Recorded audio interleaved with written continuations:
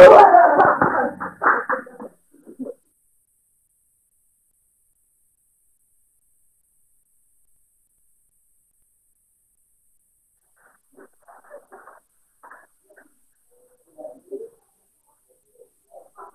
assalamualaikum warahmatullahi wabarakatuh. Oh ya, ini dikarenakan waktu sudah eh, sampai jam 9. Mohon teman-temannya yang belum join harap segera dikabari ya untuk segera memulai agar acara ini tidak molor. Nah,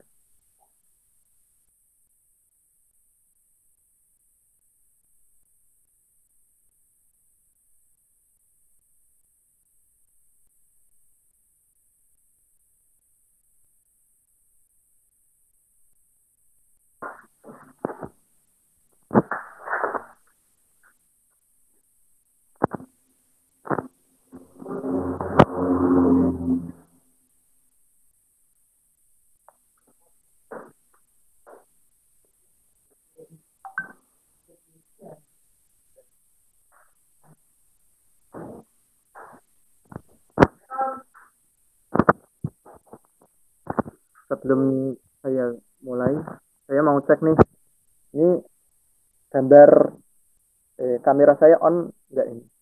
Terus suara saya apakah jelas? Ini ya.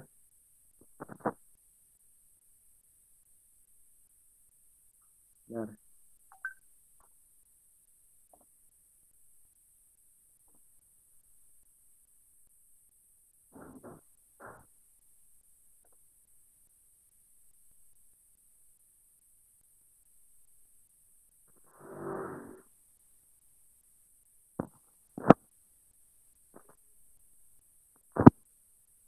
oke.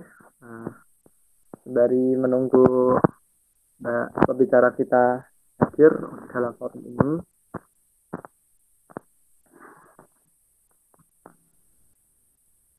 mohon teman-temannya yang belum join segera diajak ya. Jadi perlu menginformasikan ulang, bahwasanya scientific writing class dalam sesi ini merupakan sesi kedua, di mana sesi pertamanya itu sudah berlangsung di pekan yang pertama.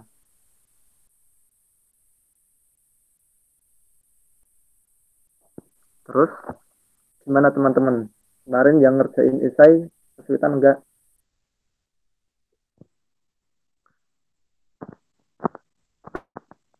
Enggak ya.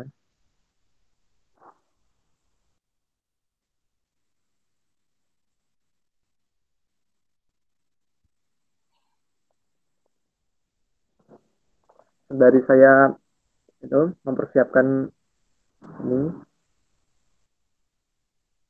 mohon bersabar ya teman-teman.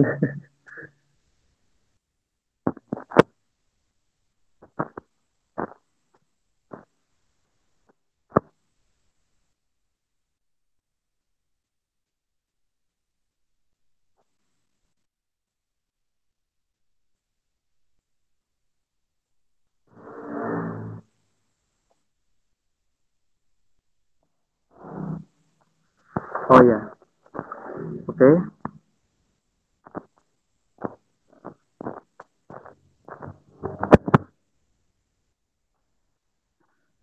Dikarenakan pembicara sudah hadir, maka saya writing class sesi 2 ini akan saya buka.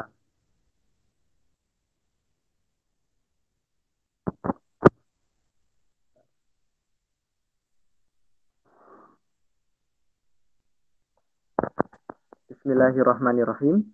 Assalamualaikum warahmatullahi wabarakatuh. Selamat pagi, selamat datang di kelas menulis esai, program menulis esai yang disusun oleh Klinik Agromina Bahari dan Ikatan Mahasiswa Hama Penyakit Tumbuhan tahun 2020 guna mengasah keterampilan para mahasiswa dalam menulis esai secara baik dan benar.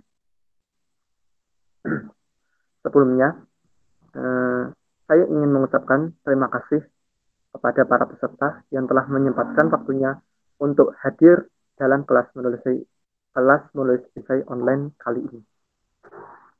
Pada kesempatan yang berbahagia ini, izinkan saya untuk memperkenalkan diri terlebih dahulu.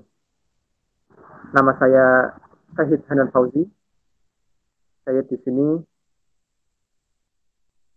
saya sekarang mengemban amanah sebagai Kepala Departemen Penelitian Klinik Agromina dari tahun 2020, di mana di sini saya akan membersamai teman-teman kurang lebih 1,5 jam ke depan sebagai moderator acara kelas menulis esai online ini. Sebelumnya,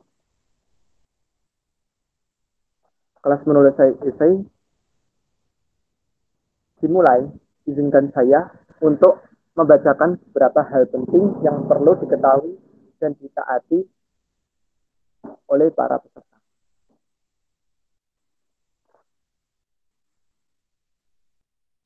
Baik,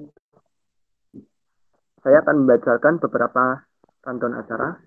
Acara dimulai dengan pembukaan, kemudian penyampaian materi oleh materi atau pembicara, dilanjutkan diskusi interaktif, dan diakhiri dengan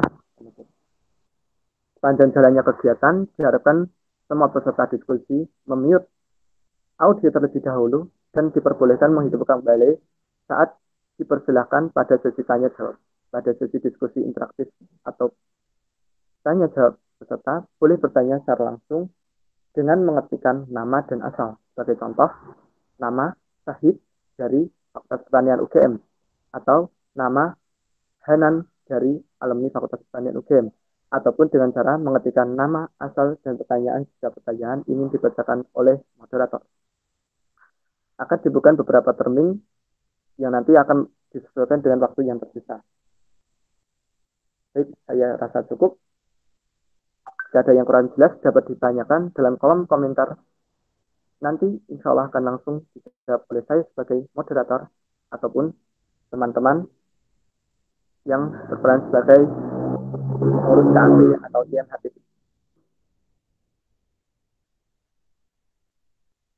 Skill menulis merupakan skill dasar yang begitu penting dalam dunia akademik.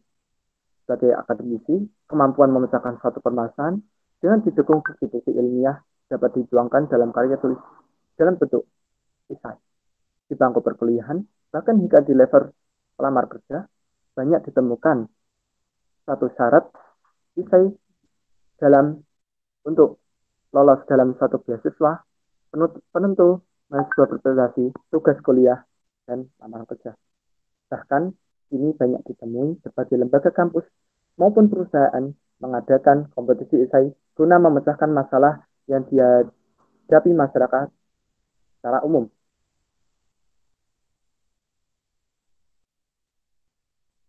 Ketidaktepatan kaidah dalam bahasa, tidak kuatnya suatu opini gagasan, serta kurangnya menariknya suatu gagasan menjadi alasan mengapa suatu karya esai tidak diterima atau memiliki nilai yang kurang memuaskan.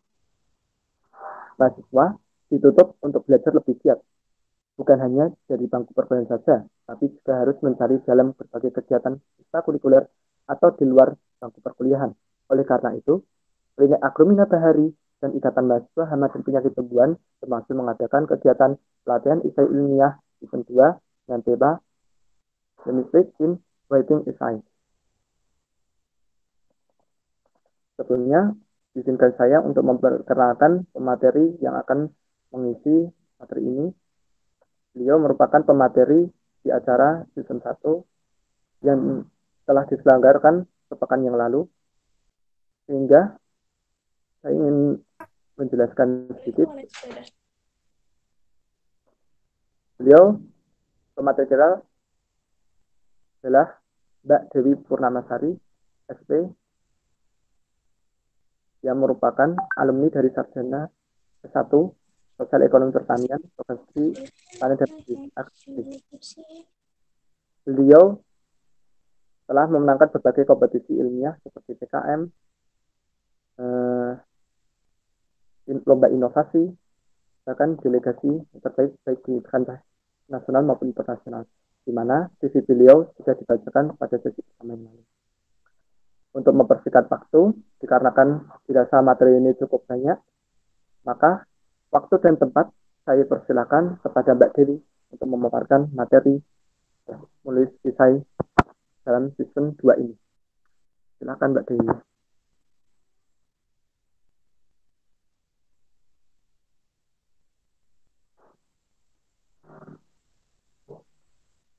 Halo, Mbak Dewi.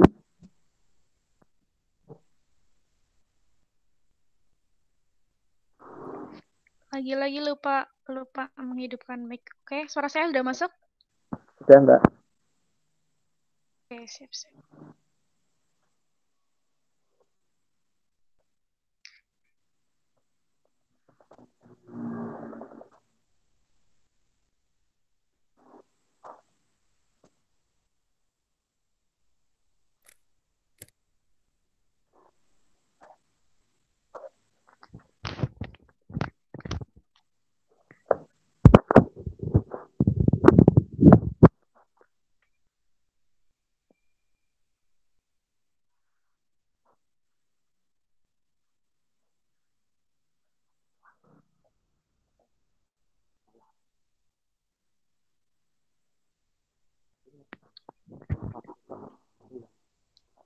Layarnya udah masuk belum ya? Layar present sharing. Belum ya, Mbak? Oh, belum. Ditunggu dulu.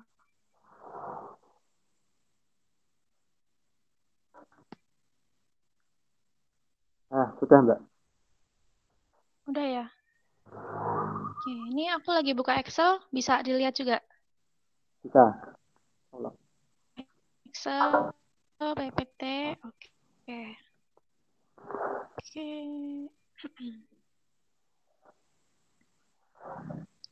Oke, bismillahirrahmanirrahim. Assalamualaikum warahmatullahi wabarakatuh. Waalaikumsalam warahmatullahi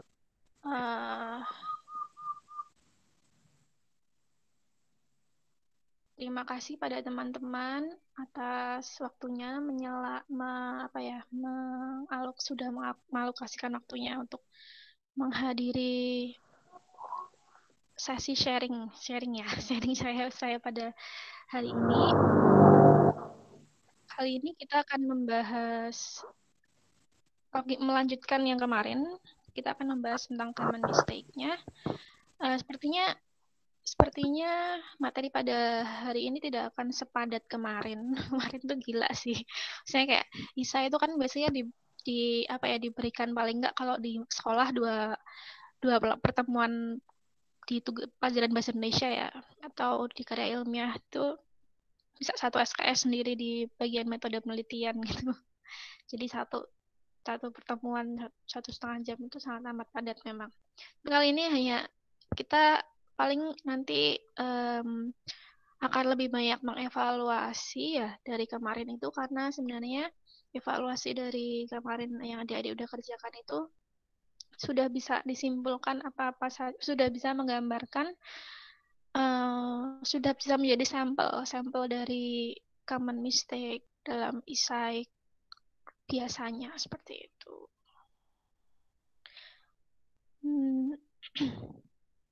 Oh ya, Mas Hanan, kemarin udah dikasih ini belum ya? Udah dikasih raportnya belum ya? Penilaian sama catatan saran. Udah di-share-kan belum ya? Ke adik-adik. Saya baru menerima 3 esai terbaik sih, Mbak. Mungkin Oh, baik. CP-nya udah menerima. Kalau yang ini format catatan dan sarannya udah semuanya, udah tahu. Oh ya, ini dari kebijakan dari panitia akan dibagikan setelah acara ini, Mbak. Terkait evaluasi. Oh, tapi ya, oh ya. Tapi berarti belum ya, belum diberikan ya? Belum. Oke, nanti kalian bisa membacanya. Ada banyak, sudah saya berikan catatan dan saran juga tentang catatan itu tentang evaluasi. Rata-rata semuanya sudah punya keunggulan masing-masing ya. Tapi memang itu juga sama ada keunggulan, masih ada kelemahan. Nah, kelemahan itu yang harus kalian perbaiki, dan yang keunggulan itu yang harus kalian tonjolkan. gitu, dan ada saran-sarannya nanti bisa dibaca sendiri, tapi rata-rata sarannya ini bisa dikumpulkan, digolongkan menjadi beberapa poin yang nanti akan saya sampaikan seperti itu. Oke, kita mulai aja.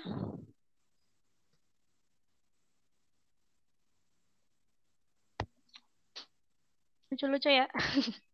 Ya, ini bikin gemes gitu. Sama kayak waktu aku baca waktu aku baca isai kalian tuh kayak bikin gemes gitu.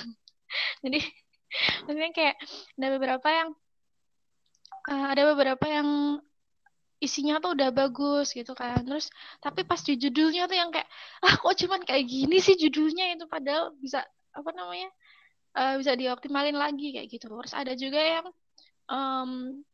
sebenarnya itu tuh udah ada gagasannya guys, tapi kalian tuh nggak ngeh gitu loh sama gagasan kalian sendiri gitu. Jadi kayak loh, kenapa dia nggak, kayak aku ngerasa kayak kenapa dia nggak ngebahas ini aja sih, kenapa kok malah malah malah yang lain yang nggak, jadi nggak fokus, jadi nggak apa namanya, jadi nggak, ya jadi kayak kurang jelas kayak gitu. Jadi kayak loh, kenapa nggak ini loh, ini bagus, ini udah bagus, ini bagus, kok jadi kok yang kok jadi ambil yang kayak gini kayak gitu. Jadi kayak gemes gitu loh waktu kayak gitulah.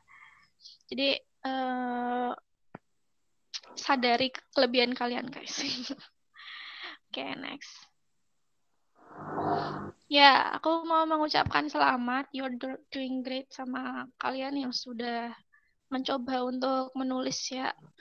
Mungkin ada beberapa dari kalian yang baru menulis pertama kali gitu, dan aku bisa ngelihat dari beberapa apa ya namanya, tata bahasa, tata tulis kayak gitu-gitu tuh bisa dilihat tuh loh, mana yang dia baru pertama kali atau mana yang sudah berkali-kali kayak gitu. Aku yakin yang langsung bagus itu tuh dia nggak cuma sekali guys, nggak cuma pernah pertama kali nulis itu, pasti udah ya sebelumnya udah pernah lah nulis apa gitu, nulis ya meskipun bukan esai tapi udah terlatih lah istilahnya kayak gitu. Jadi buat yang pertama kali nulis gitu itu tuh selamat gitu lah istilahnya, udah berani, udah melangkahkan kaki, mau terjun ke dunia penulisan. Dan apa ya, dan mungkin maksudnya kayak boleh berekspektasi lebih, tapi kalau misalnya kalian nanti akan mendapatkan banyak evaluasi seiring perkembangan penulisan, nah itu jangan cepat mundur juga, karena memang aku juga pertama kali nulis tuh ketika SMA, pertama kali bikin latar belakang masih hancur, masih latar belakang tuh paling itu cuma 2 paragraf gitu loh. Tapi sekarang udah, karena udah sering banget, jadi kayak latar belakangnya malah kayak kurang, misalkan belum kurang, misalnya kayak harusnya cuma 1 halaman atau 2 halaman, tapi udah kayak ini pengen tak jelasin lagi nih, pengen tak jelasin lagi kayak gitu-gitu. Terus jadi kayak makin ketagihan nulis, makin enak dibaca, tapi yang ya waktu pertama-pertama ya hancur kayak gitu. Jadi selamat sudah melangkahkan kaki dan terjun ke dalam dunia penulisan lebih dalam lagi. Start writing no matter what, the water doesn't flow until the faucet is turned on. Jadi kamu nggak akan bisa ngalir kalau misalnya idemu nggak akan bisa ngalir kalau misalnya kerannya belum dibuka, gitu. Nah, mohon maaf Mbak, tulis dulu, iya. PPT-nya belum terlihat ya. Astaga, salah. Mohon maaf ya. Oke. Jadi tadi yang aku sambat-sambat gemes tadi, kalian nggak paham gemesku di apa? Sempat kelihatan tapi hilang lagi. Oh iya, pasti mana? Pasti terakhir kali lihat apa namanya, gambar-gambar bayi-bayi lucu. Masih kelihatan nggak? Slide 1 tadi. Oh, easy ya. Oke, ini ya. Ya, ini tadi aku mempresentasikan itu. Yang memang gemes banget sih. Kayak membaca isai. Ya, ini tadi ya, start writing no matter what, the water doesn't flow until the faucet is turned on. You fail only if you stop writing. Ini yang perlu digarisbawahi. Habis ini setelah dapetin feedback dari aku, semoga harapannya kalian akan melanjutkan itu, meskipun nanti harus mereshuffle banyak tentang penulisan kalian, it's okay. Malahan lebih kalau dulu guru bahasa Inggrisku bilang mistakes is not mistakes gitu. Jadi ada kesalahan yang mutlak gitu. Jadi kayak maksudnya kesalahan itu pasti akan membuahkan pelajaran lah, pembelajaran untuk maju ke depan gitu.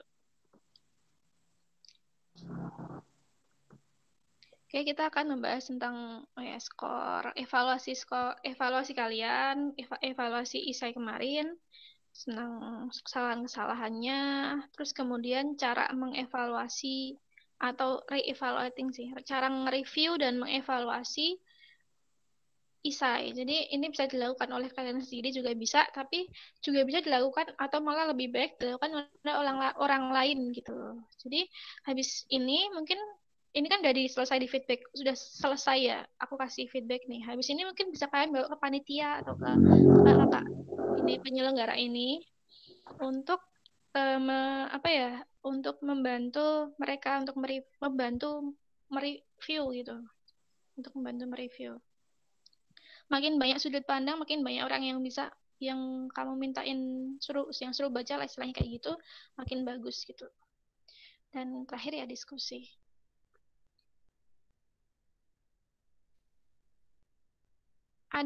Selamat ya kepada 25 isai terkumpul. Ada 12 isai yang dikumpulkan, kalau nggak salah ya, ada dikumpulkan tepat waktu jam 3. Tapi yang lainnya menyusul. Nah, mungkin yang menyusul itu mungkin dibikinnya kayak cepet-cepet gitu ya atau mungkin ya punya kepepet dalam kondisi mendadak kayak gitu. Jadi ya bisa dilihat ada perbedaannya antara tulisan-tulisan yang dikumpulkan lebih awal dan dikumpulkan menjelang ini tuh bisa kelihatan guys, bisa sangat kelihatan gitu. Jadi makanya nilainya juga makin ke atas, makanya makin awal ke makin akhir tuh kayak makin makin berkurang gitu nilainya kayak gitu. Malah salah satu kesalahan, dibilang kesalahan juga sih, itu adalah mendadak. Bukan karena mendadak, ya emang ada beberapa tipikal orang yang kalau misalnya nggak mepet deadline nggak bisa nggak bisa cerah gitu kan pikirannya, nggak bisa encer gitu kan. Ya, emang ada tipikal yang kayak gitu. Cuman uh, it's okay kalau misalnya kalian emang dari awal udah ada planning dari jauh-jauh hari gitu. Jadi always start with plan gitu.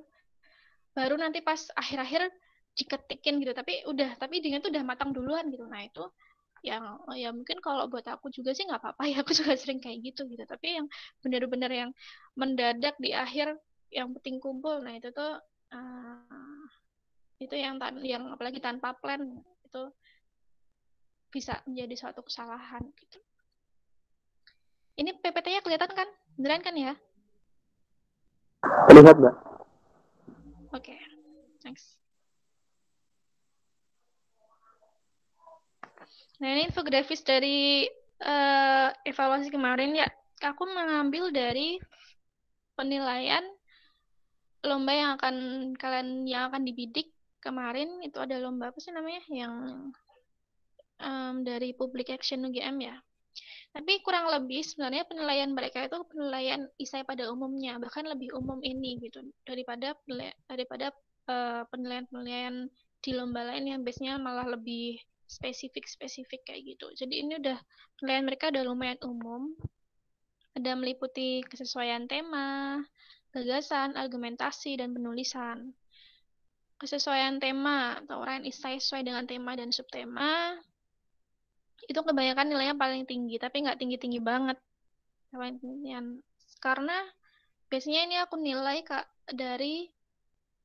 selain dari isinya, apakah sudah sesuai dengan temanya, tapi juga dari judulnya, apakah sudah mencerminkan tema ya. Mencerminkan bukan menulis ulang tema atau membahasa lainkan topik dan tema kayak gitu. Karena masih banyak sekali yang judulnya itu tuh bukan seperti judul, tapi hanya kayak parafrasekan tema gitu sih, kayak menulis tema atau subtema dengan kata-kata lain. Jadi kayak wah ini mah bukan sesuai lagi tapi sama kayak tema gitu kan. Nah, itu yang biasanya kesesuaian nilai kesesuaian temanya itu rendah-rendah itu bisa jadi itu karena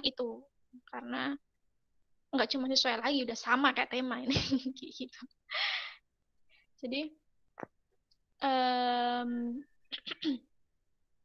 tema itu tema itu kan besar ya, tema itu kan garis besar ya. Nah, dari tema itu tuh masih bisa dispesifikin lagi gitu loh. Yang kemarin aku lihat tuh tema yang menarik itu yang saya terbaik ya, siapa ya namanya, yang bikin gerakan eksis ya itu.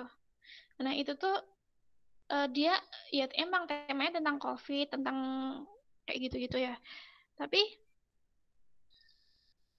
wait, tapi yang diambil lagi itu adalah magernya gitu loh. Jadi nggak harus keseluruhan tema, nggak harus. Bentar aku buka.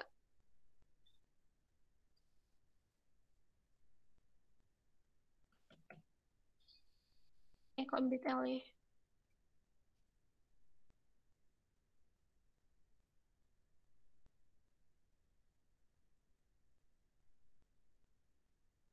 Jadi nggak apa namanya, bukan menuliskan kembali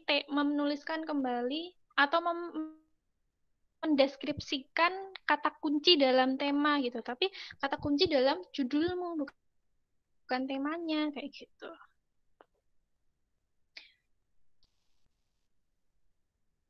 Terus apa ada gagasan keterkaitan inovasi isai dengan data dan fakta.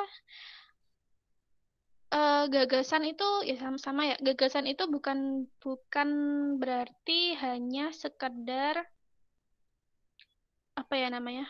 menjelaskan menjelaskan opini sih benar. Cuman kebanyakan masih seperti hanya mendeskripsikan fenomena terus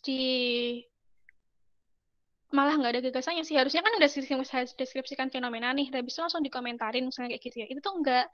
Kalau kebanyakan tuh masih pada ya mendeskripsikan fenomena, habis itu langsung nggak dikomentarin lagi, cuman ya kayaknya masih pada sebatas mendeskripsikan sih, menganalisis ya.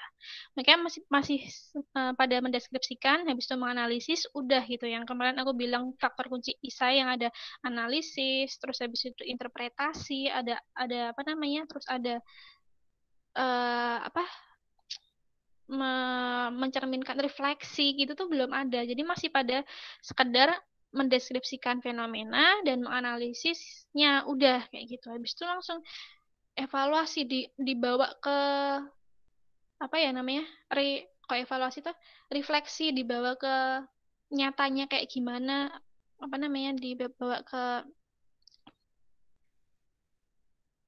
harusnya kayak gimana tuh juga belum kelihatan gitu. Jadi masih masih pada tahap di deskripsi dan analisis gitu.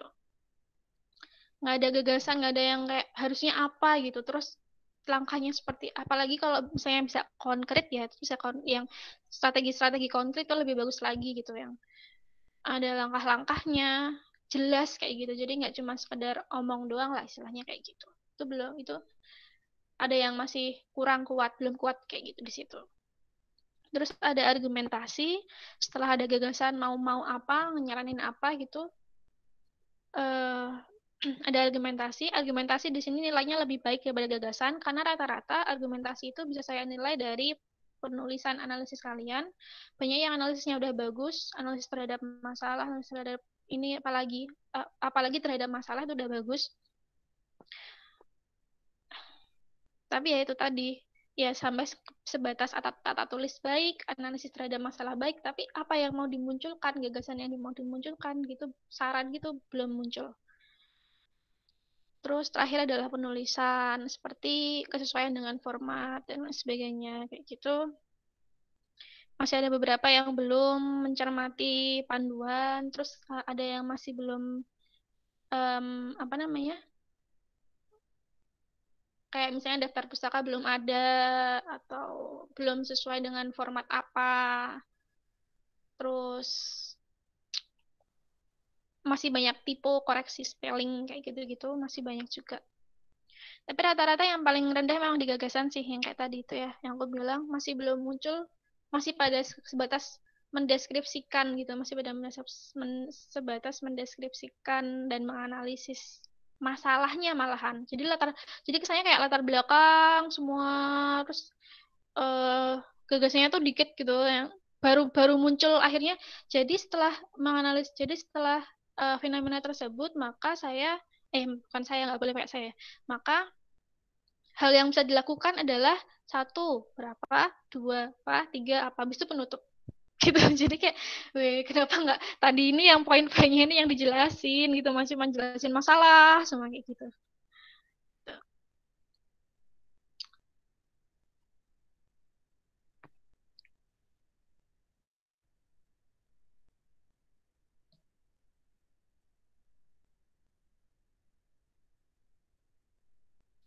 Nah, ini yang common mistake yang sangat amat common ya di kalian adalah bukan di kalian sih, di umumnya adalah menyamakan isai dengan press release gitu. Jadi kayak seolah malah isainya itu malah jadi kayak press release berita, jadi kayak liputan atau laporan kejadian gitu. Jadi yang diungkapkan tuh malah malah cuman masalahnya doang gitu loh, kebanyakan yang kayak tadi yang aku bilang ya, masalah semua tuh diungkapin. Terus em, selama ini COVID tuh udah berapa perkembangannya kayak gimana, mesti kebanyakan rata-rata itu. Awalnya tuh mesti dimulai dengan COVID saat ini saat ini pandemi apa penyakit yang sangat amat apa namanya sangat amat, ya maksudnya penyakit yang lagi hits kayak gitu lah, intinya adalah COVID kayak gitu. Terus habis itu jelasin tuh korban-korbannya berapa, sangat kayak gitu. Terus habis itu langsung apa namanya udah menyerang berapa negara, udah sangat mengkhawatirkan lah intinya. Habis itu langsung pemerintah saat ini kayak gimana, habis itu langsung masyarakat harusnya apa gitu. Terus masyarakatnya sekarang kayak tapi masyarakatnya kayak gimana sekarang, apa namanya menyikapinya kayak gitu. Terus langkah-langkahnya seperti apa itu aja, itu tuh cuma dikit langkah-langkahnya. Pagi itu langkah-langkah yang emang udah ada gitu. Misalnya kayak yang langkah-langkah umum gitu yang nggak perlu kalian tulis pun masyarakat tuh udah tahu gitu loh. Jadi kayak poin yang kemarin tuh masyarakat tahu tapi masyarakat nggak sadar bahwa nggak, maksudnya nggak sadar sama itu ya gitu. Itu belum nggak dapat gitu poin yang itu tuh. Urgensi isai gitu. Terus kalau udah penutupnya juga cuman kayak eh, rangkum sama kayak ngasih seharusnya masyarakat kayak gini doang kayak gitu. Ya itu kebanyakan kayak gitu. Jadi benar-benar kayak press release berita gitu, kayak kayak press release eh liputan, laporan kejadian kayak gitu yang istilahnya bisa dibilang lebih tulisan itu lebih laku kalau kalian bawa ke blog gitu. Ya memang isai bisa dibawa ke blog sih, cuman kayak beda tuh kan ya, buat isai ilmiah, isai populer sama sama tulisan-tulisan di blog tuh kan beda kan ya, kayak gitu. Jadi masih pada seperti press release ya, bukan isai press release melaporkan kejadian, mendeskripsikan, tidak tidak describing, not not argumentating gitu, ya gitulah, deskripsikan dan menganalisis doang kayak gitu. Dan itu tuh kebanyakan deskripsi umum gitu, nggak mengambil lagi dari satu masalah fenomena besar itu, ambil lagi ke dalam gitu. Isi um, ya yang seperti yang aku contohin, yang main gerakan eksis yang apa ya bagus, yang paling baik ya nilainya, dia mengambil lagi gitu fenomena itu, yaitu adalah magernya masyarakat itu yang menjadi latar belakang utama. Paling kalau tentang COVID, tentang itu tuh cuman sebagai ini doang, sebagai apa namanya pengantar doang, paling cuma berapa kalimat doang atau satu paragraf maksimal. Nah, yang lainnya, yang seterusnya adalah menjelaskan tentang pokoknya magernya itu yang menjadi dasar gagasan adanya gerakan eksis itu. Gerakan eksisnya itu bukan tentang buat buat menanggulangi COVID sendiri, tapi lebih ke menanggulangi sifat magernya yang nantinya akan berdampak pada penanggulangan COVID gitu. Jadi secara nggak langsung gitu. Secara nggak langsung tapi taktis kayak gitu. Dan pasti pasti pasti berdampak. Nah, ini setelah itu ada mistakes, ada 6 mistakes juga. 6 mistakes juga yang sering apa ya namanya? Sering gitu. Yang pertama adalah ini, title tidak sama dengan topik, tidak sama dengan tema. Itu ya. Tapi masih banyak yang sama, title, topik, tema tuh sama. Jadi kayak cuma membahasakan kembali kayak gitu. Jadi kayak cuma menuliskan ulang tema, menuliskan ulang, menjabarkan topik umum secara ya brief kayak gitu. Jadi ya tadi langsung deh kalau misalnya aku baca judul kayak gitu, buat penilaian tentang di kesesuaian temanya tuh aku nggak susah-susah lagi gitu, nggak perlu membaca lebih dalam lagi, sebenarnya bisa kayak ini mah bukan bukan sesuai lagi sama temanya tapi udah sama kayak tema kayak gitu, kayak bukan sesuai lagi sama tema tapi ya benar-benar udah sama sama tema gitu. Nah, itu tadi ya, mungkin kalian menuliskan kayak gitu gara-gara emang isinya kayak gitu. Nggak tahu sih, kalau aku baca dari isai rata-rata pada bikin isainya dulu baru bikin judulnya ya.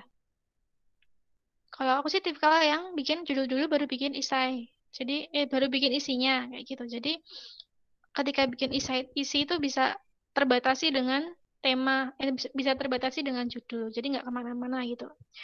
Kalau misalnya ada tipikal yang dia bikin isi dulu baru bikin judul, ya it's okay. Soalnya memang judul pun bisa ubah ya, tergantung isinya gitu. Jadi kayak isinya bisa kesana kemari gitu ternyata, dan itu lebih bagus lagi, baru nanti kalian bikin judul. Itu bisa juga pakai mazhab seperti itulah. Ada dua cara buat memulai semua penulisan, bisa bikin judul dulu baru bikin isinya, atau bikin isi dulu baru bikin judul. Tapi kalau buat bikin isi dulu baru bikin judul, yaitu berarti otomatis outline-nya yang harus jelas gitu. Yang membatasi arah gerak kalian adalah outline-nya itu. Jadi agar uh, penulisan itu nanti akan biar nggak umum lah istilahnya, biar nggak umum jabar kemana-mana gitu. Jadi kayak malah jadinya tuh ketika pembaca itu nggak ngedapetin maksud nggak ngedapetin main poinnya dari isai kalian kayak gitu. Nanti akan ada caranya buat nge-re-evaluate atau mereview dan evaluasi yang bisa dilakukan oleh teman kalian atau bisa kalian juga sendiri sih.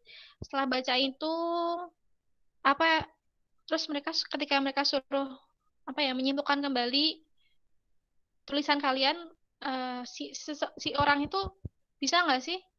Apakah mereka akan kesulitan, kebingungan kayak karena terlalu banyak materi gitu lah, terlalu banyak informasi di dalam satu esai, jadi mereka bingung, atau mereka sudah bisa langsung, oh ini tuh intinya kayak gini, masalahnya kayak gini, ya. Jadi kayak langsung, wah kayak gitu, atau enggak. Jadi mungkin itu ya, mungkin uh, kalian bisa menulis kok bisa judul sama dengan topik sama dengan tema itu karena itu tadi terlalu menuliskan atau menjabarkan semua hal yang kalian tahu, banyak deskripsi doang, tapi argue the case atau meresponnya itu nggak ada kayak gitu. Jadinya ketika bikin judul, ketika udah selesai nulis isai, habis itu ngebaca lagi, bikin judul, lah judulnya jadi sama kayak isai, kayak tema. Ya karena terlalu luas tadi itu ya, terlalu luas ketika menuliskan isainya gitu.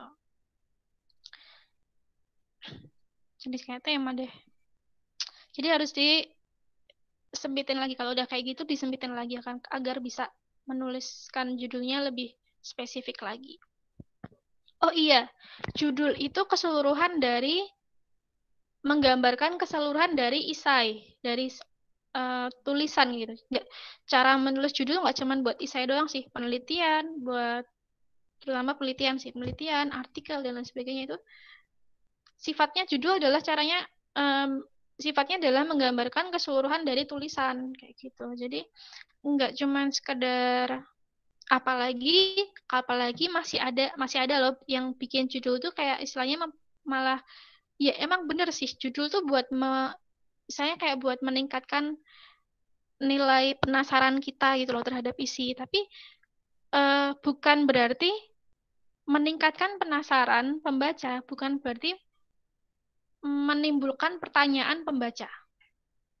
Beda ya. Yang menimbulkan pertanyaan yang baik itu adalah kok bisa. Nah, lebih banyak kok bisanya. Bukan ini apa kayak gitu loh. Bukan ini apa sih kayak gitu, tapi kok bisa. Nah, pertanyaan yang kok bisa itu baru itu bagus itu maksudnya. Itu adalah yang kita maksud sebagai menimbulkan penasaran gitu. Tapi kalau pertanyaan yang ini apa sih kayak gitu itu menimbulkan pertanyaan gitu. Jadi judulnya itu jangan malah yang ya pengennya bikin penasaran tapi malah bikin pertanyaan yang kayak ini apa sih kayak gitu ya kayak apaan sih kayak gitu. Jadi eh itu tadi judul itu kalau sifatnya adalah bisa menggambarkan keseluruhan isi tulisan tetapi in brief maksudnya singkat, padat, jelas dan menarik tetap bisa menimbulkan rasa ingin tahu penasaran jadi habis dapet judul suka kaosnya baca judul kan kayak meskipun judulnya tuh udah jelas panjang gitu kan tapi tetap aja judul yang ada beberapa judul yang baik tuh yang langsung kalian pengen tahu lagi ini maksudnya apa ya ini maksudnya apa ya kok bisa ya itulah istilahnya kayak gitu pengen tahu lagi lah istilahnya pengen tahu lagi pengen tahu lebih lebih jelas lagi kayak gitu bukan yang ini apa sih tinggalkan tak cetot wes kayak gitu terus starting without planning ya tadi itu ya. Terlalu stuck kepada masalah sering menyebabkan lupa dalam penyampaian gagasan-gagasan strategis. Akibatnya awal-awal bagus, terus pas akhir lemah, pas akhir stuck, pas akhir ya sudah stuck, bingung, terus ya udahlah yang penting jadi kayak gitu. Pada akhirnya, ya itu aku juga dulu pernah ngerasain di fase susah-susahnya menulis. Pas awal tuh kayak ngegas gitu kan, indah itulah selain dibaca pas akhirnya tuh langsung habis itu ngomong apa lagi ya habis itu gimana sih jadi nggak nyambung ya udahlah yang penting jadi kayak gitu itu gara-gara belum ada planning gitu bisa planning tuh bisa digunakan bisa pakai outline tadi terus juga gagasan-gagasannya dibikin poin-poin kalau bisa tuh jadi enggak ya bener sih nulis tuh ngalir sih tapi mengalirnya itu tuh buat menjelaskannya gitu tapi kalau misalnya untuk membangun gagasannya nggak bisa ngalir coy kalau membangun gagasannya tetap harus punya planning kayak gitu membangun gagasannya kalau misalnya nanti ngalir jadinya ya itu tadi kesana kemarin dan tertawa gitu jadi harus pakai planning ya terus yang ketiga yaitu vague ideas atau idenya samar gitu nggak jelas lah istilahnya gagasan utama miskin ide iya jadi bahkan malah malah malah sering ada mungkin menurut kalian itu gagasan kalian tapi yang membacanya kayak ini bukan gagasan coy ini cuman pengetahuan kayak gitu udah menurut kalian itu gagasan tapi yang ngebacain tuh dikiranya adalah pengetahuan karena nggak ada idenya kayak ya ini mah semua juga tahu kayak gitulah istilahnya itu salah satu kenapa kok bisa gagasan utama miskin ide ya kayak ini mah semua orang udah ya udah pengetahuan umum rahasia umum gitu doang kesana miskin ide jadi samar gitu mana yang gagasan sih mana yang gagasan dan mana yang penjabaran latar belakang atau masalah gitu ya ini sering terdapat bias antara penjabaran latar belakang atau sudah sampai kepada penjabaran gagasan ya ini makanya di catatan itu ada di saran itu ada yang aku kasih tahu kalau mending kalau misalnya eh untuk istilahnya kayak untuk meringkas ya meringkas latar belakang kalian mending gunakan formulasi yang 30:60:10 atau 30:65:10 atau 20:70:10 juga boleh kayak gitu intinya pendahuluannya tuh dikit aja guys latar belakangnya tuh dikit aja kayak kan kalau misalnya baca jurnal gitu kan masih pendahuluan dikit banget dan itu aja tuh udah digabung sama tinjauan pustaka loh karena cuman setengah halaman jurnal kan gitu jadi dikit aja jadi kayak yang langsung to the point kayak penjabaran COVID secara umum yang kayak tadi COVID secara umum habis itu langsung apa namanya korban-korbannya berapa terus negaranya udah berlangsung udah terkena udah berapa, terus sejarahnya COVID kayak gimana gitu tuh, kayak yang kalau itu nggak terlalu nyambung sama misalnya kayak ngebahas tentang langkah-langkah, atau misalnya ngebahas tentang kalian bikin aplikasi atau bikin inovasi ya, misalnya pertanian inovasi lah, aplikasi itu kan kita nggak perlu tahu sejarahnya COVID itu kayak gimana gitu ya. Nah, jadi latar belakang yang proper aja, yang langsung to the point. COVID-nya secara umum tuh cuma sebagai pengantar aja gitu loh.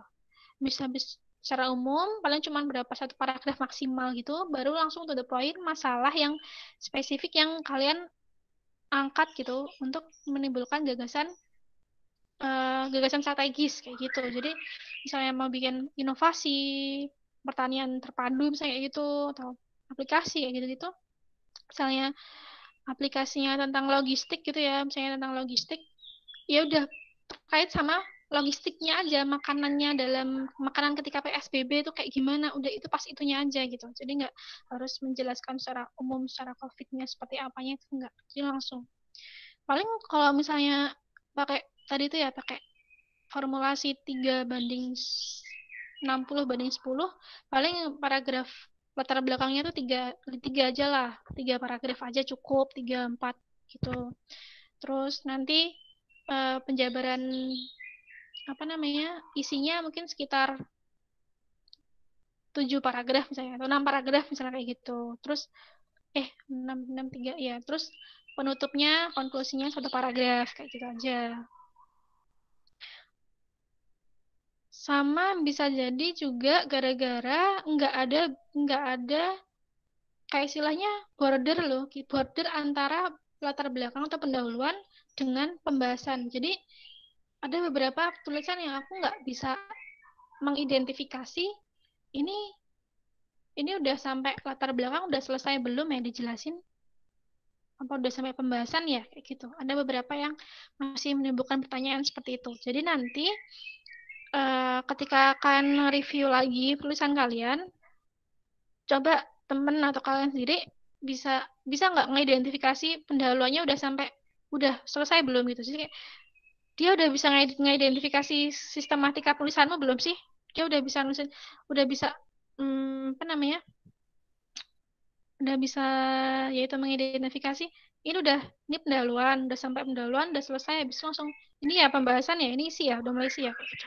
Terus baru ini ini penutup ya gitu. Nah itu udah bisa belum itu? Kalau udah bisa ya itu bagus gitu. Kayak kemarin ya cara untuk memborder antara pembahasan isi penutup itu bisa dengan cara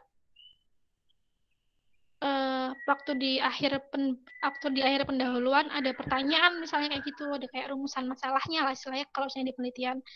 Terus atau bisa juga jadi pakai ini sub sub judul, maksudnya di breakdown pakai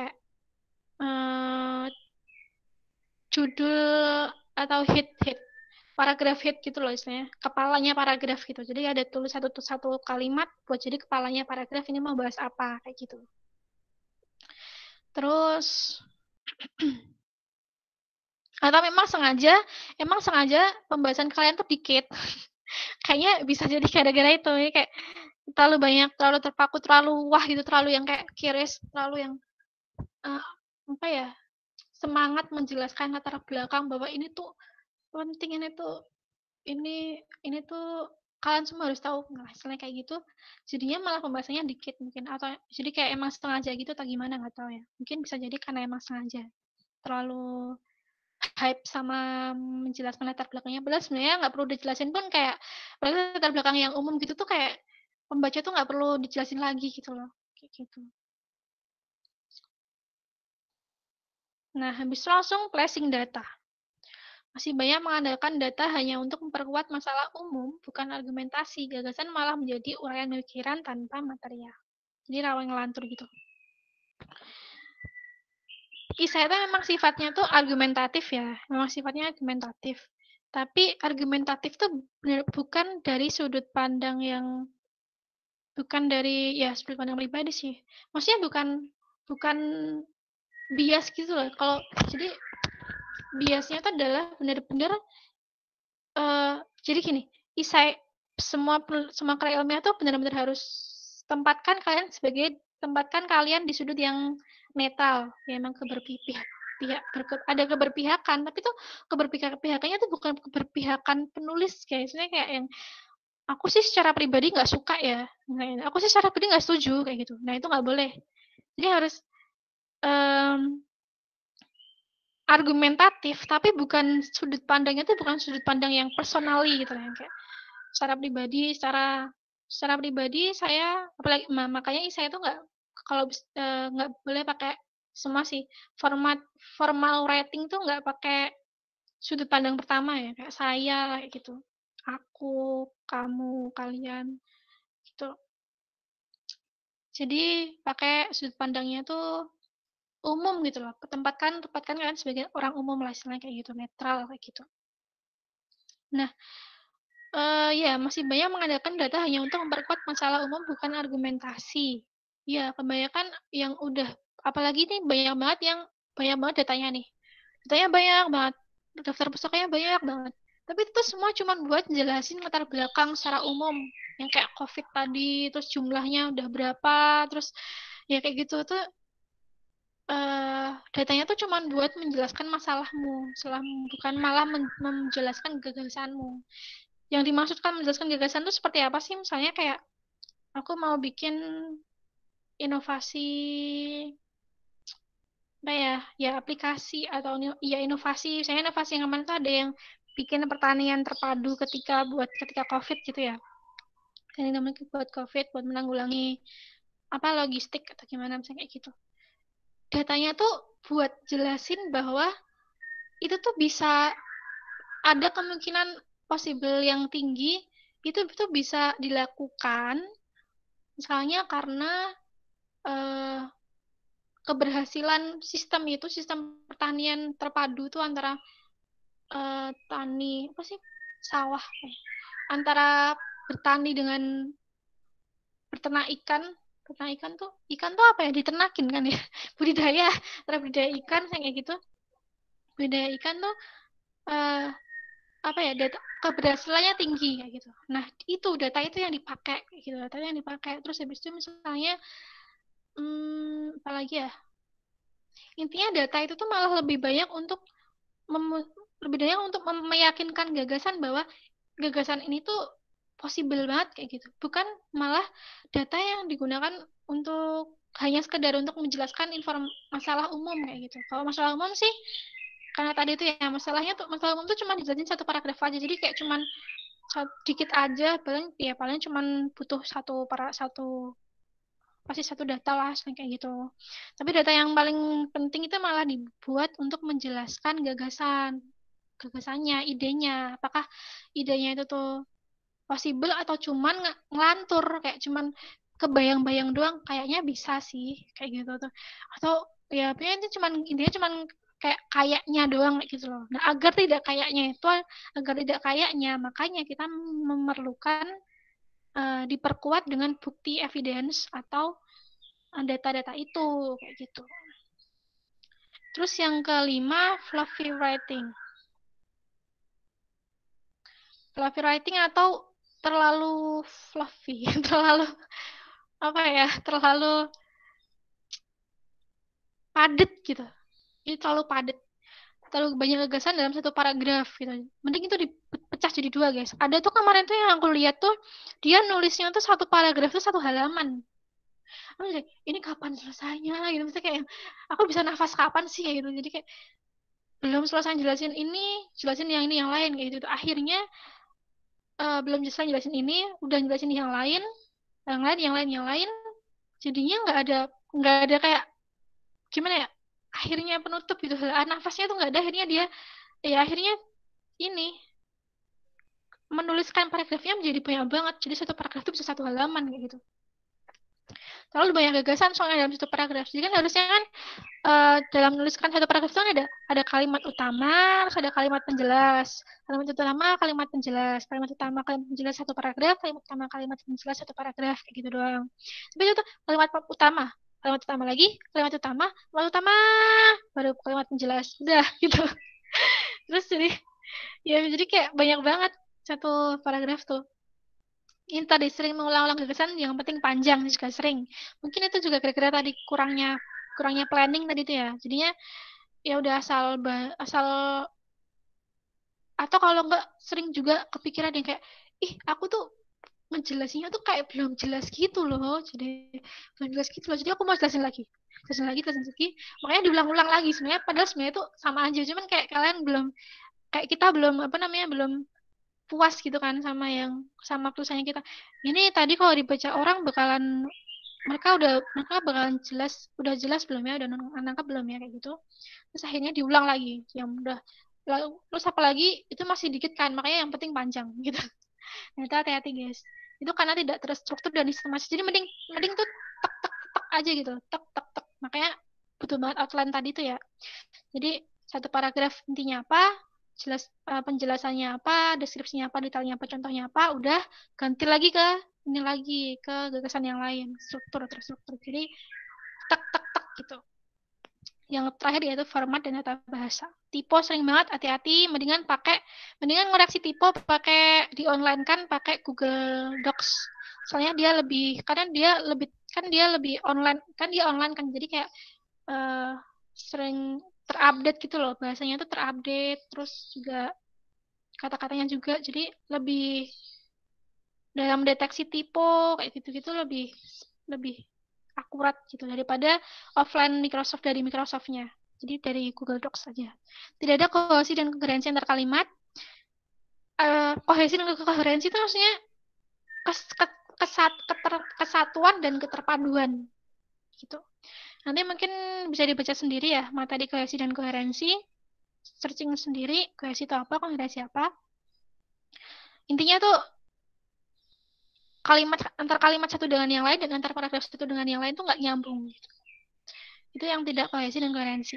Jumlah kata tidak mencapai jumlah minimum nih. 1.500 ya guys minimal. Lebih bagus lagi kalau di tengah-tengah itu. Jadi kalau antara 1.500 sampai 2.000 ya paling nggak 1.700 lah gitu. Terus jumlah citasi dan daftar pustaka tidak sesuai, benar. Citasi sama daftar pustaka harus sama ya. Ada di citasi juga ada di daftar pustaka.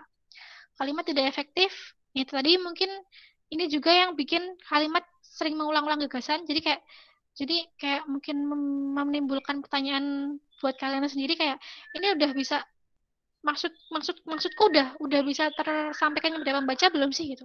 Kalau kalimat kalian efektif pasti bisa, pasti gampang dipahami.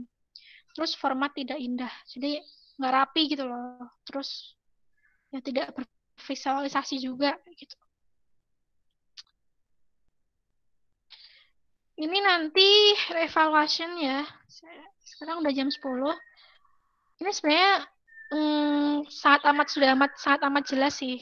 Ini bisa kalian praktekkan sendiri. Nanti dengan model pertanyaan ini untuk mereview dan mengevaluasi. Gitu. Jelas banget nanti bisa dibaca sendiri, bisa dipraktekkan, langsung dipraktekkan. Terus bisa juga buat form ke teman kalian misalnya. Udah menjawab belum? Udah menjawab pertanyaan-pertanyaan ini belum? Nah, ini buat modal review dan evaluasi. Kalau udah menjawab semua ini, berarti essay kalian udah layak, udah bagus, udah good. Nanti juga dicermati juga tentang panduannya di lomba esai. Terus ini udah nanti bisa dibaca lagi. Kebanyakan nih judul-judulnya nih, sorry ya, aku kasih tahu ya, tapi nggak usah kasih tahu nama-namanya. Ya kan? Jadi, oh ya, sama selagi ya. Kenapa pentingnya buat ngirim lebih cepat tadi? Karena itu juga salah satu yang mempengaruhi psikologi reviewer. Aku tuh makin waktu nilai apa ya? Makin lama nilai itu makin jenuh, jadi kayak udah nggak jernih lagi loh kalau ketika dalam menilai itu, jadi kayak yang udahlah gitu kan. Jadi makin lama tuh makin lama dikumpulkannya, makin lama dinilainya, jadi kayak di akhir-akhir gitu, jadi kayak udah nggak kritis lagi dalam nilai gitu loh. Jadi itu adalah pentingnya kenapa kok kalau misalnya apply suatu apply gitu ya, apply gitu tuh lebih banyak lebih bagus kalau misalnya eh, apa ya namanya? Kalau misalnya lebih cepet lah, istilah kayak gitu, lebih awal gitu. Misalnya kan lomba juga, misalnya lomba presentasi atau gimana gitu ya, itu juga mesti jangan sampai dapetnya yang di ini kan, dapetnya yang presentasi di akhir-akhir kan. Kalau di presentasi di akhir-akhir mesti jurinya udah bosen, udah kayak nggak mood, udah kayak langsung bias banget kayak gitu, nggak kritis lagi gitu. Makanya harus awal-awal guys. Ini makin lama nih, makin lama dari awal ini semakin ke bawah kan makin judulnya makin kayak tema ya, judulnya makin makin singkat-singkat ya. Nah itu makanya diperbaiki lagi itu yang bikin judulnya jadi kayak udah jadi kayak tema gitu, makin singkat itu makin yang bisa memungkinkan nilainya makin makin rendah lagi kayak gitu. Langsung ke pertanyaan dulu aja deh, nanti itunya di tengah, kalau misalnya ada tambahan-tambahan lagi kita bisa bahas di tengah, boleh. Saya kembalikan dulu ke Mas Sahid dan Fauzi, moderator. Ya, terima kasih pada Mbak Dewi telah memaparkan materinya. Gimana teman-teman? Pakai semangat ya buat nulis esai. Gitu.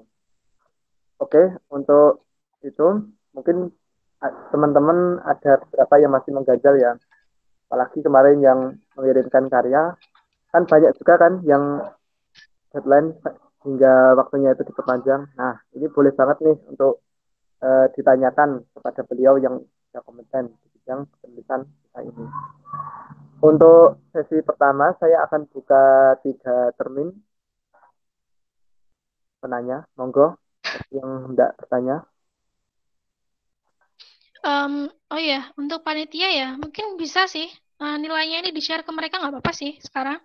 Ini sekalian mereka ngebaca ini, jadinya bisa sekalian evaluasi dan bisa sekalian langsung bertanya gitu loh. Oh ya, ya. Mungkin nanti Di-share akan. nggak apa-apa sih nilainya. Oh ya. Kalian nggak masalah kan kalau nama kalian terpampang gitu, atau gimana, atau namanya dihilangin aja gitu. Terus diganti judulnya doang kayak gitu. Oh ya.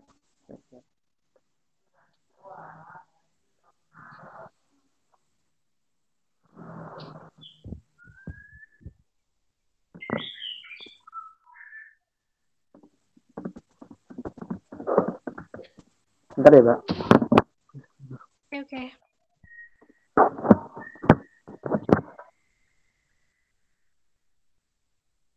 Mungkin nanti hasil evaluasi akan dikirim oleh pihak panitia di media WhatsApp.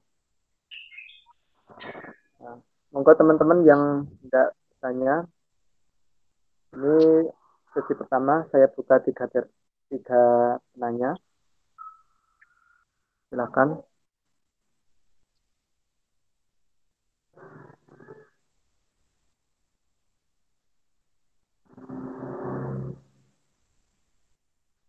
Untuk teknis pertanyaan boleh langsung disampaikan langsung dalam Meet ini atau boleh melalui chatroom yang sudah sedia. Nanti akan saya bacakan pertanyaan yang telah diketik.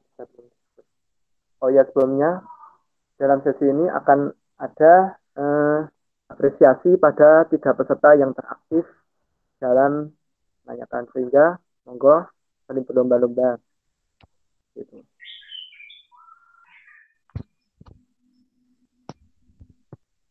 Silakan, apakah ada yang mau ditanyakan?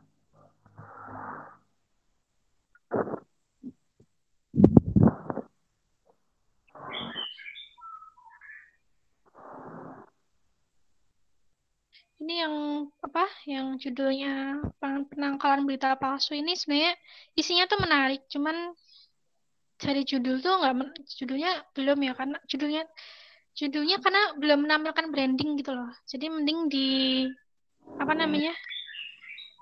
Di balik lagi, jadi kayak menggunakan media sosial TikToknya tuh pas di awal kalimat dijadiin kalimat pasif gitu loh. Jadi ada brandingnya langsung. Oh, dia mau bikin TikToknya tuh sebagai brandingmu kayak gitu. Terus nanti penangkalan bila palsu pemberian informasi, nah itu cuman sebagai istilahnya kayak anak-anak subjudul, anak kalimat gitu aja kan. Jadi dibalik gitu. Padahal brandingnya kelihatan. Kalau kayak gini kan bacanya kan bosan banget ya.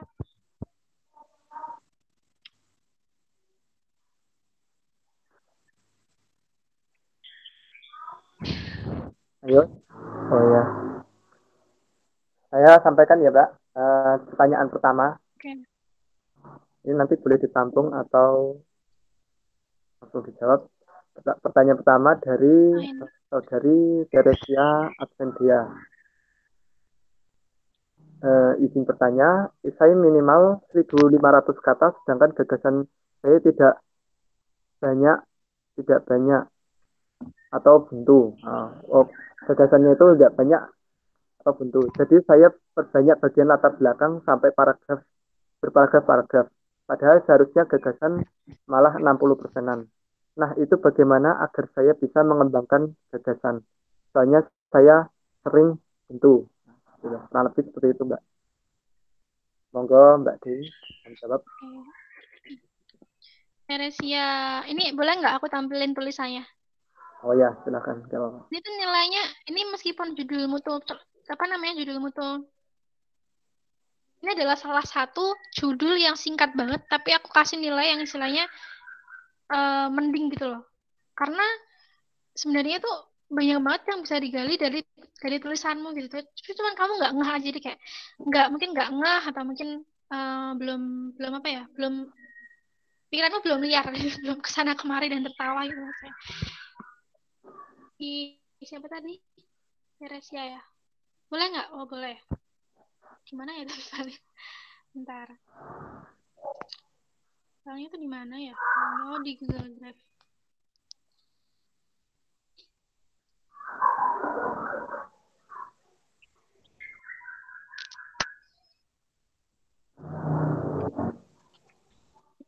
LY, saya kelas menulis.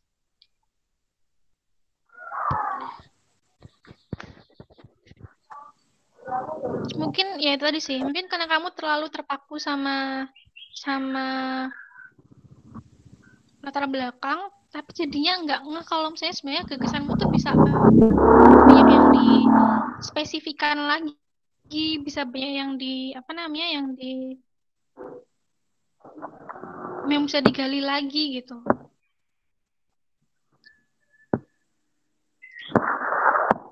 Makanya lebih baik itu tuh bikin gagasan tuh yang gagasan konkret gitu loh, gagasan yang strategis gitu. Kalau misalnya bisa berupa langkah-langkah, misalnya ada 4 langkah aja gitu. 4 langkah tuh kalau saya dijelasin, 1 langkah tuh ada 1 paragraf, itu udah jadi 4 paragraf sendiri kan. 1 langkah 2 paragraf, 1 paragraf 2 1, 2 tambah 1 3, 3 tambah 1 4, 4 tambah 1 4 tambah 2 6, udah ada 6 paragraf sendiri guys. Kayak gitu misalnya. Tuh langkah-langkah atau mungkin bikin bikin isai yang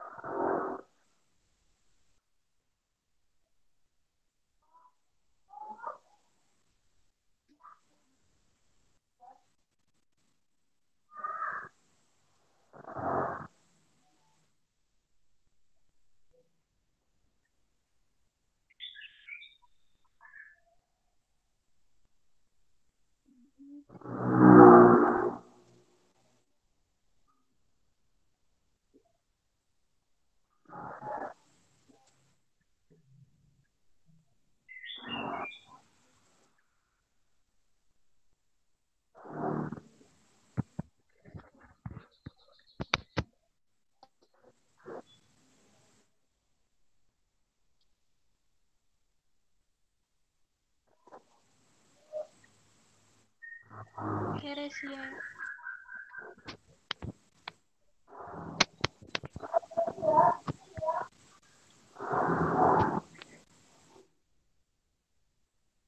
Ini kelihatan kan layarnya? Baru lagi enggak? Oke.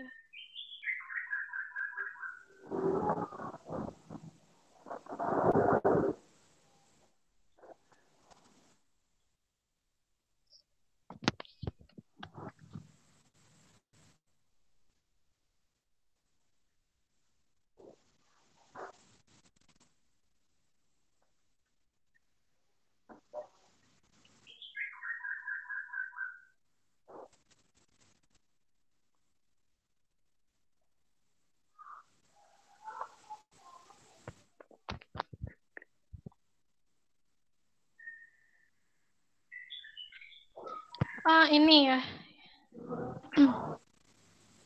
Sebenarnya mirip sama yang PHK, ada yang bikin PHK juga ya. Yang bikin PHK juga itu tuh juga istilahnya aku kasih nilai di argumentasinya juga tinggi, cuman gagasannya itu kayak PHK itu tuh bisa banyak banget gagasan yang bisa kalian munculkan dari PHK itu loh. Bisa berupa kan, bisa mengambil sudut pandang dari job seeker-nya kayak gitu. Harus apanya, harus itunya, atau bisa bikin sudut pandangnya dari perusahaannya kayak gitu. Misalnya perusahaannya harus apa gitu. Sebenarnya ada sih yang udah bikin kayak gitu yang harus apanya tuh udah ada. Cuman kalau nggak salah dia itu tuh cuma menjelaskan kembali teori karena emang udah ada teori yang bilang kayak bagaimana cara untuk menjaga perusahaan bisa survive lah istilahnya, bisa bersurvive di masa pandemi itu udah ada teorinya, terus dia cuma kayak menjelaskan ulang gitu, tapi nggak ada dua teori padahal ya udah ada dua teori nih, itu bisa jadi satu gagasan yang baru dengan cara mengkolaborasikan teori ini dan dipilih mana yang paling ideal gitu loh. Jadi kayak misalnya teorinya si A ada 6 caranya, terus ada teorinya si B ada 4 gitu. Mungkin bisa di ada teori yang apa ya, poin-poin yang mirip dijadiin satu, terus habis itu ditambah sama opinimu sendiri kayak gitu misalnya. Jadi satu langkah gagasan, jadi satu langkah argumentatif gitu. Terus ada opini yang lain nomor 2 digabung sama opini yang si B nomor 3 sama 4 gitu. Nah, itu jadinya ada dua langkah gagasan argumentatif dari kalian kayak gitu. Jadi itu tadi apa namanya? Caranya biar jadi sifatnya argumentatif tuh itu. Jadi kayak argumentatif dan berdasarkan teori kayak gitu. Itu adalah caranya kayak gitu, salah satunya itu. Itu bisa jadi bisa jadi udah berapa pembahasan sendiri ya itu ya. Udah banyak tuh kayak gitu. Jadi tiap satu poin jelasin satu paragraf, dua paragraf gitu. Terus dua poin, dua paragraf jadi satu paragraf lagi kayak gitu. Lama-lama banyak kayak gitu.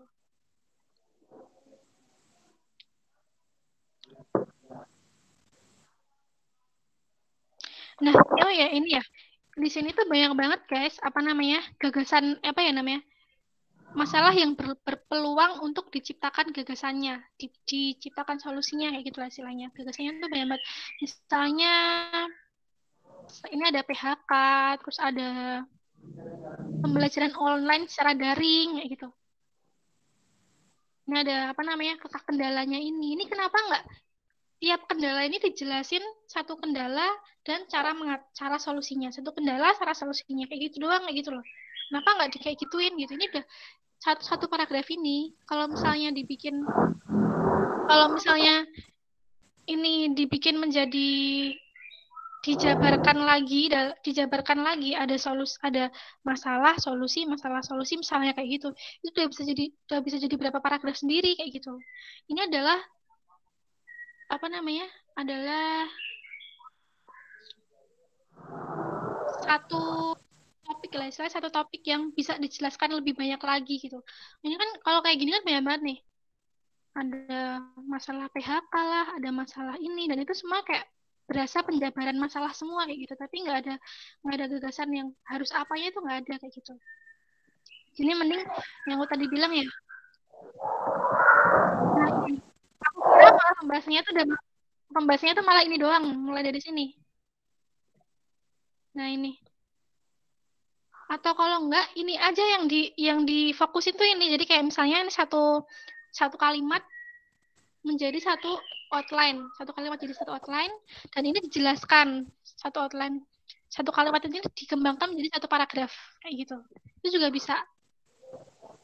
Terus ini juga jadi satu paragraf sendiri kayak gitu. Aku kira malah pembahasannya tuh malah dari sini guys, terus masalahnya tuh dari situ, dari awal sini. Ini masalahnya aku kira ada kayak gitu, karena ya ini awalnya dari dan masalahnya tuh banyak banget gitu loh, masalahnya tuh banyak banget. Kenapa nggak dipilih satu aja gitu. Jadi kayak mungkin gara-gara itu kali ya, gara-gara apa namanya belum spesifik gitu, masih terlalu umum, jadi makanya bisa stuck.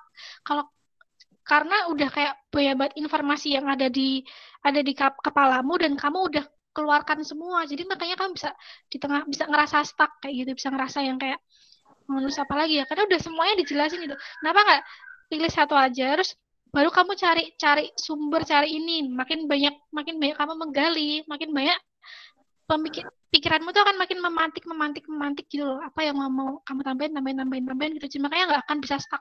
Makanya akan istilahnya kayak pikiran kita tuh bakal haus gitu, terus gitu kan. Jadi kayak pasti akan lebih banyak akan menimbulkan ide-ide baru, bahkan malah jadinya nggak bisa dikendaliin, jadi kayak malah kurang gitu, malah kayak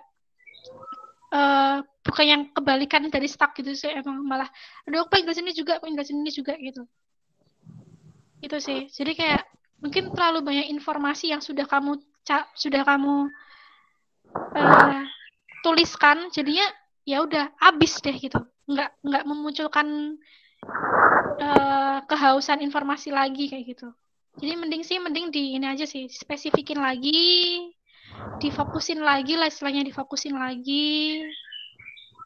Terus juga sistematikanya diperjelas lagi agar bisa menjelaskannya secara secara buntut lah istilahnya kayak gitu. Ini banyak banget kok, dari sini udah banyak banget ide-ide yang bisa diambil, bisa banyak banget. Ini udah bisa jadi, ini close-nya dari berbekal isai ini udah bisa jadi tiga isai minimal close-nya dijabarkan dan dicari solusinya. Dicari gagasannya. Tapi gagasan itu biasanya berupa solusi masalahnya. Gagasan yang di isai-isai populer itu biasanya berupa solusi. Bukan cuma sekedar mengkomentari gitu, enggak. Tapi berupa solusi. Makanya aku bilang di sini gagasan atau solusi. Gitu ya. Mungkin akan lebih jelasnya atau lebih dalamnya mungkin ya nanti bisa di belakang panggung lah, belakang layar ya. Gitu ya, Teresia ya.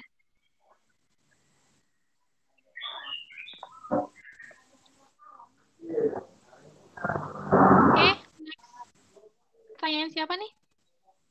Oh ya, ini ada pertanyaan Mbak dari Amadeo Benvenuto Santoso.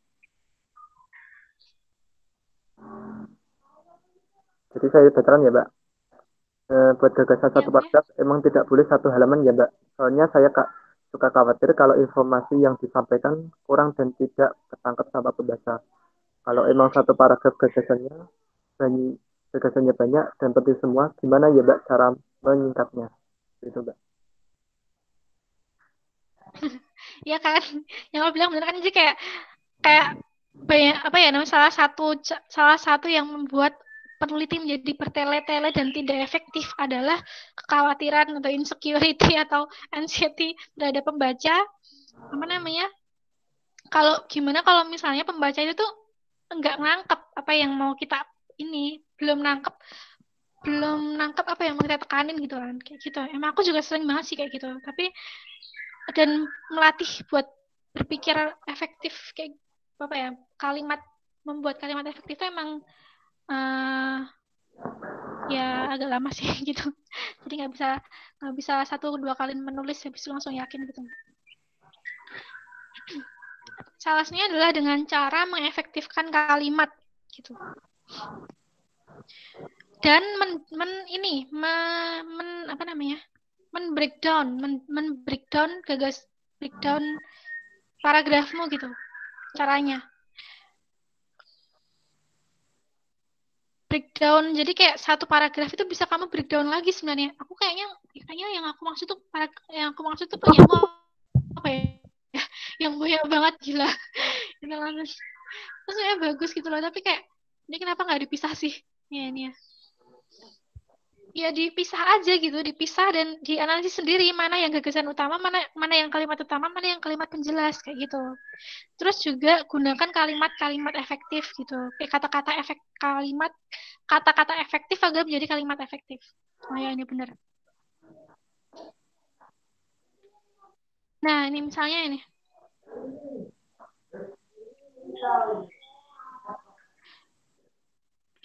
Belajar juga di kohesi dan koherensi kalimat. Kalau misalnya dalam satu kalimat dalam satu memecah paragraf itu udah ada kohesi dan koherensinya, oke, berarti paragraf itu emang layak buat dipecah.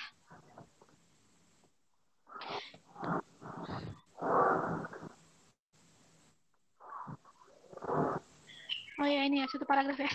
Ini lalu ya dari lalu tuh nggak boleh di awal paragraf deh.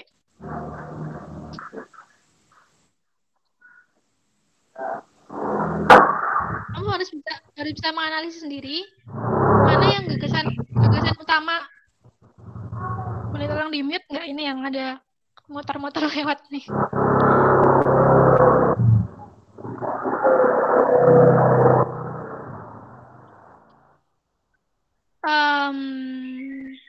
Gini, aku kasih briefnya aja ya. Maksudnya kayak cara penjelasan singkatnya, caranya adalah dengan mengefektifkan kalimat, terus habis itu juga mengidentifikasi sendiri apakah di kalimat selanjutnya itu udah merupakan kalimat penjelas, udah merupakan kalimat utama, atau masih kalimat penjelas kayak gitu. Kalau misalnya udah kalimat utama ya udah di breakdown aja, dijadiin paragraf baru aja kayak gitu. Tapi kalau untuk apa ya namanya, saran secara konkretnya mungkin nanti di belakang panggung aja ya. Mungkin nanti aku akan aku contohkan satu paragraf yang akan aku pecah dalam beberapa paragraf gitu aja ya. Biar bisa langsung mencermati gitu. Gitu? Gimana?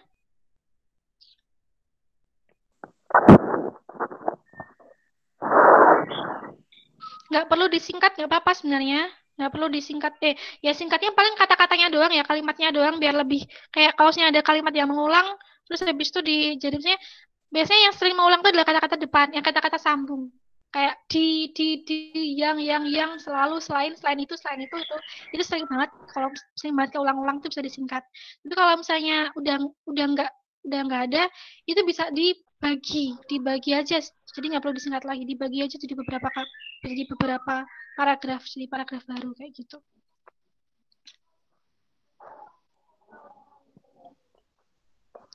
Ya begitu. Ya. Gimana? Oh ya, terima kasih Mbak. Ini masih ada pertanyaan lagi Mbak. Penanya ketiga atas nama Anggun Dwi Cahyani.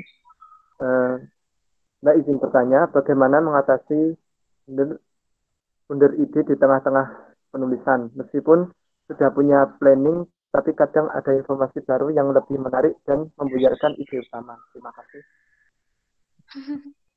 Iya selalu ya. Itu juga salah satu common problem gitu loh dalam menulis gitu. Kayak pas di tengah-tengah tuh langsung kayak dapat informasi baru langsung aku juga pengen nulis ini nih kayak gitu.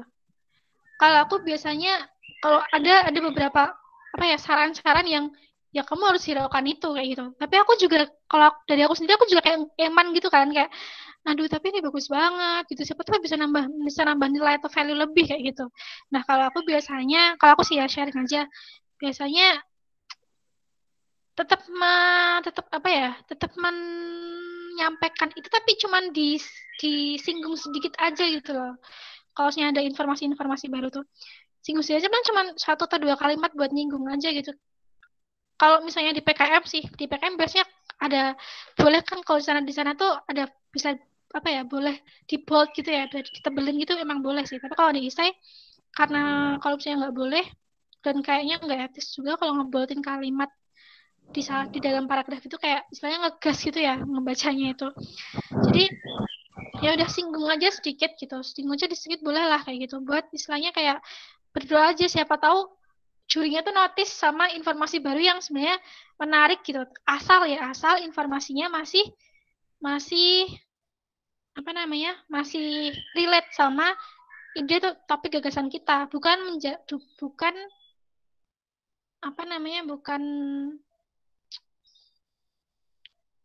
bukan maksudnya membuka gagasan baru, membuka topik baru lagi gitu. Kalau sekedar menambah gagasan nggak apa-apa, tapi kalau membuka topik baru lagi, nah itu yang mending dihindari kayak gitu.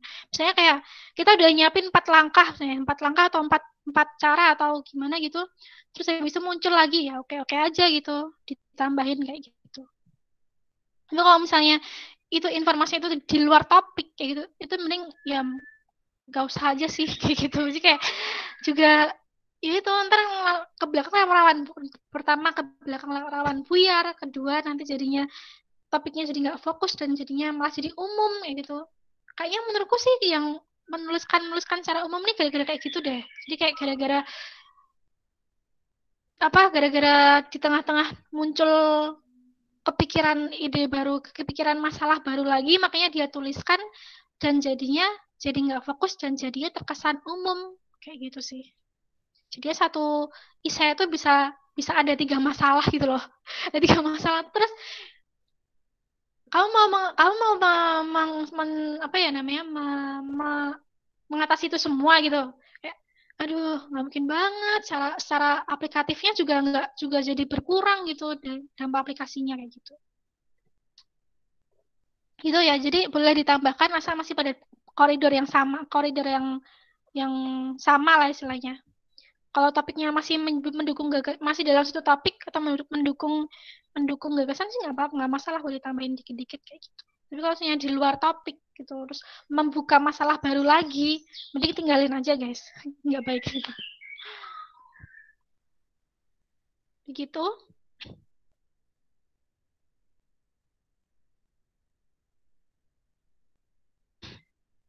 Nih, ini juga contoh ya. Contoh ini kita bikin sistem sistem tentang sistem mitigasi. Nih, kita ngejelasin masalahnya tuh dikit aja. Ini paling inti masalahnya cuma segini, cuma setengah paragraf, setengah halaman, terus langsung menuju ke penjelasan apa namanya penjelasan isi atau pembahasannya gitu. Next. Ada lagi? Baik, dikarenakan waktu acaranya hanya sampai pukul 10:30, untuk para peserta yang masih penasaran terkait kepenulisan esai bisa menanyakan ke panitia yang nanti apabila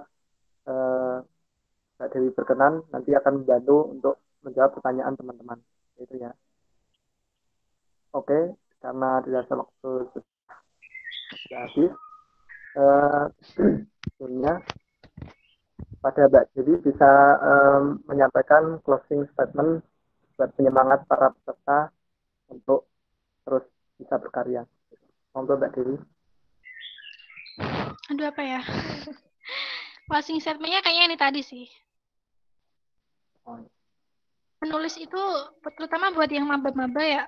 Aku lihat ada beberapa maba yang memang sudah jago nulis dari sana. Misalnya udah pernah ikut lomba-lomba kayak gitu ya. Jadi kayak tapi ada juga yang masih baru pertama kali mungkin kayak gitu. Terutama dalam nulis esai biasanya. Nah, itu tuh menulis tuh buat aku tuh suatu proses kayak gitu loh.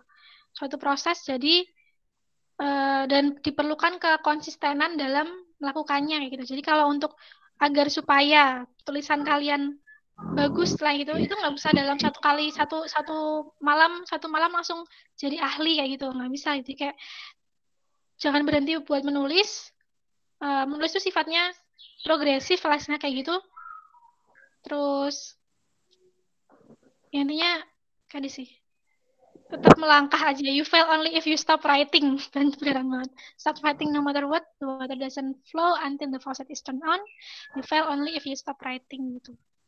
Jangan mudah putus asa dalam menulis. Jangan mudah menyerah dalam menulis. Gitu.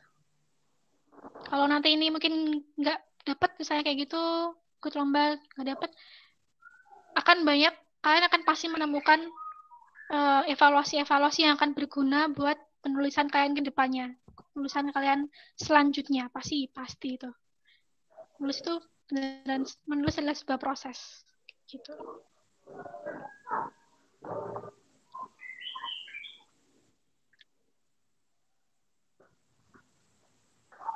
Oke,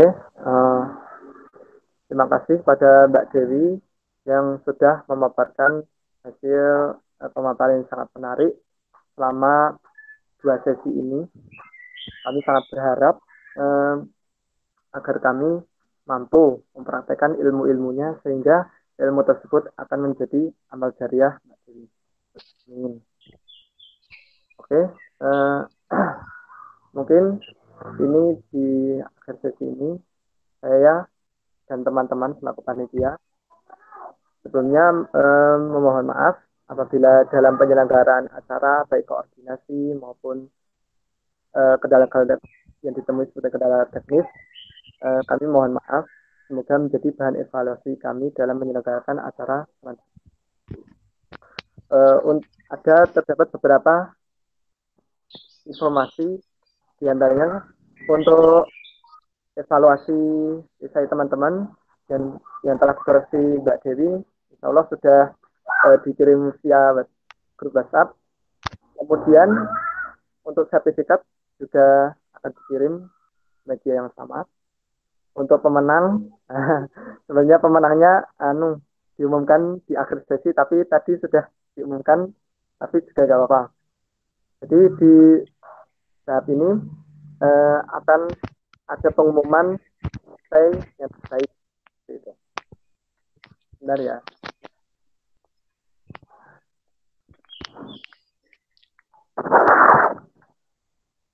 Oke. Nah, untuk pengumuman esai yang terbaik akan dipilih 3 penulis esai yang terbaik, di mana masing-masing akan mendapatkan apresiasi.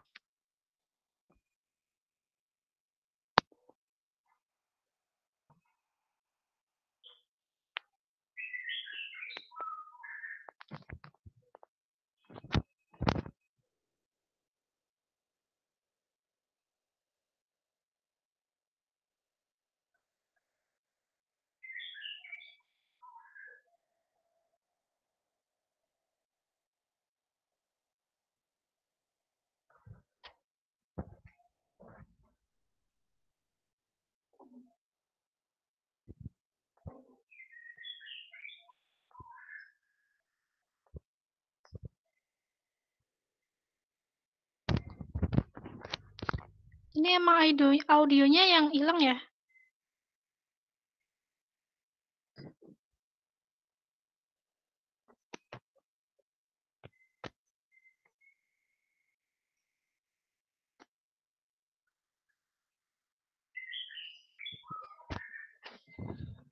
Oh.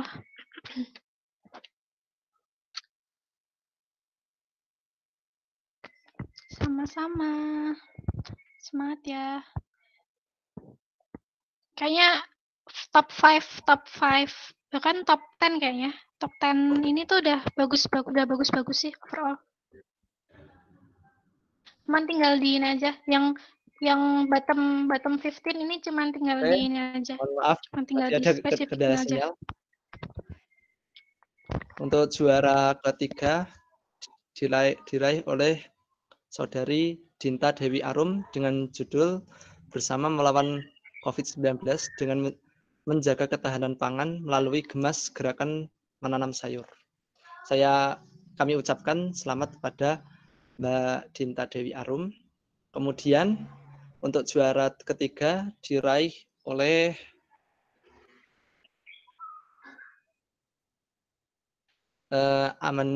Amadeo Benvenuto Santoso dengan judul Penangkalan Berita Palsu dan Pemberian Informasi Faktual kepada Masyarakat terkait bahayanya wabah COVID-19 menggunakan media sosial TikTok. Kami ucapkan selamat kepada Saudara Amadeo. Semoga menjadi bahan untuk melangkah di jenjang yang lebih tinggi lagi dalam lomba-lomba lain. Kemudian juara pertama diraih oleh Konita Aulia Zahidah dengan judul Kampanye Gerakan Eksis 1.10 atau Exercise 1 hari 10 menit secara massal melalui televisi dan media sosial, langkah saudara untuk melawan COVID-19. Kami ucapkan kepada Saudari Konita Aulia terima kasih atas partisipasinya. Juga ingin menginformasikan harapannya para peserta nanti baik yang juara atau tidak juara bisalah untuk mengikutkan hasil esai ini dengan cara diperbaiki dan dikirim ke lomba esai yang sudah disampaikan di WhatsApp group tersebut. Seperti itu. Juga banyak lembaga-lembaga seperti lembaga pemerintah atau kampus juga yang mengadakan lomba-lomba esai. Barangkali nanti bisa jadi rezeki, baik sertifikatnya untuk diajukan ke insentif Ditmawa itu lumayan, sama ataupun ke memperoleh hadiahnya seperti itu. Ini sekian. Oh ya, sebelum meninggalkan grup, mohon para peserta mengisi link presensi dikarenakan syarat mendapatkan sertifikat adalah menghadiri acara sesi pertama, kedua, dan ikut esai tersebut. Sekian dari kami. Bila ada salah, kami mohon maaf. Terima kasih pada Mbak Dewi dan para peserta yang sudah meluangkan waktunya. Sekian dari saya. Wassalamualaikum. Billahi taufiq wal hidayah. Wassalamualaikum warahmatullahi wabarakatuh.